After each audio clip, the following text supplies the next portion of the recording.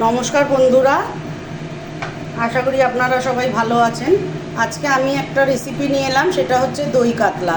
আজকে দই কাতলাটা সাধারণত আমরা সবাই সাধারণত টক দই দিয়ে করি। আজকে আমি করব মিষ্টি দই দিয়ে। দেখুন, তার জন্য আমি প্রথমে কড়াইতে তেল গরম করে নিয়েছি।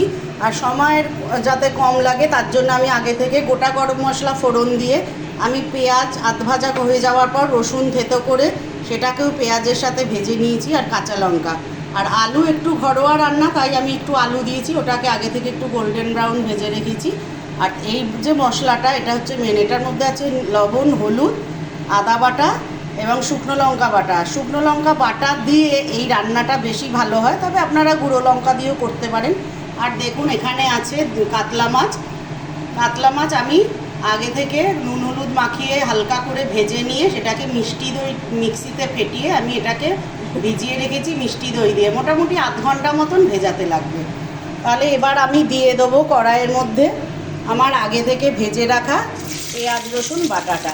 পেঁয়াজ রসুন যেটা আমি ভেজে রেখেছি সেই ভাজাটা। তারপরে আমি দিয়ে দেবো আমার করে রাখা মশলাটা। সময়ের অভাবের জন্য আমি এটাকে একটুখানি আগে থেকে রেডি করে রেখেছি, যাতে তাড়াতাড়ি হয়ে যায়। আপনারা একটু ধৈর্য ধরে আমার রান্নাটা দেখবেন, স্কিপ করবেন না বন্ধুরা। লো টু মিডিয়াম ফ্লেমে এই মশলাটা কষাতে হবে। এই মশলাটা কষানো হয়ে গেলে তারপর আমি দেবো এটাতে একটুখানি ভেজে রাখা আলু, আর মাছটাকে সাজিয়ে দেবো। আর যখন গ্রেভিটা বানাবেন, এইটার গ্রেভিটা সাধারণত হবে টক দই, এই মিষ্টি দই এবং এই লঙ্কা বাটার যে গ্রেভি, তাতেই গ্রেভি হবে। আর জল দেবেন সামান্য।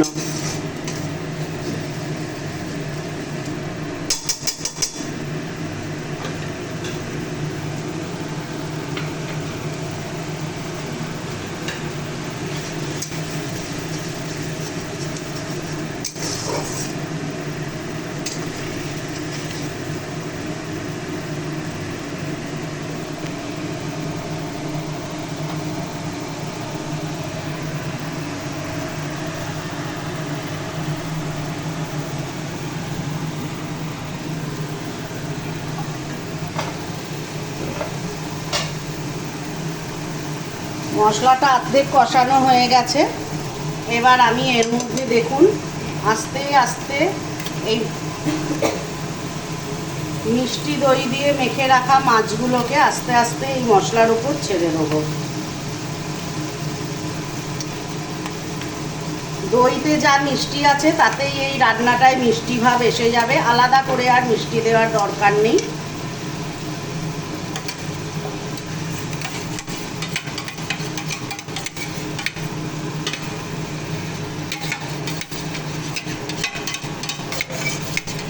দইটাকে একটু ভালো করে ফেটিয়ে দেবেন, নাহলে দইতে লাম থাকলে একটা ছানা কাটা দেখতে লাগে, ওটা ভালো দেখায় না।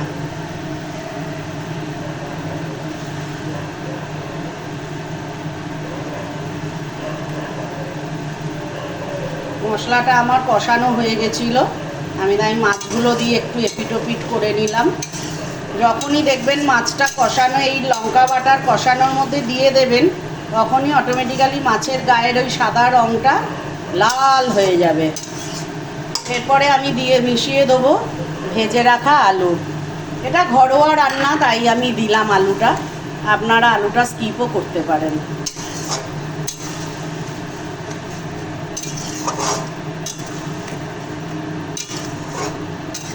দই থেকে যে জলটা বেরোবে, এবং মাছেরও একটা জলের ব্যাপার থাকে যতই মাখানো হয়ে যাক,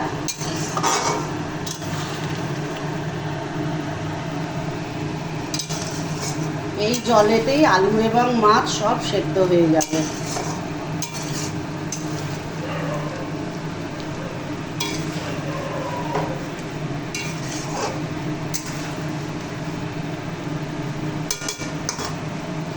সব রান্নাটা রেডি করা ছিল বলে সমস্ত টাইম বেশি লাগলো না।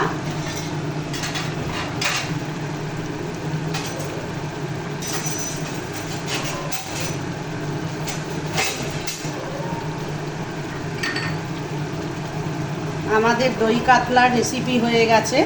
দেখুন রান্না থেকে কেমন তেল ছেড়ে এসছে, দেখলেই বুঝতে পারবেন আমাদের রান্নাটা রেডি হয়ে গেছে। রান্নাটা রেডি হয়ে গেছে। এই আমাদের আজকের দই কাতলার রেসিপি। ভালো লাগলে লাইক কমেন্ট শেয়ার করবেন। নমস্কার।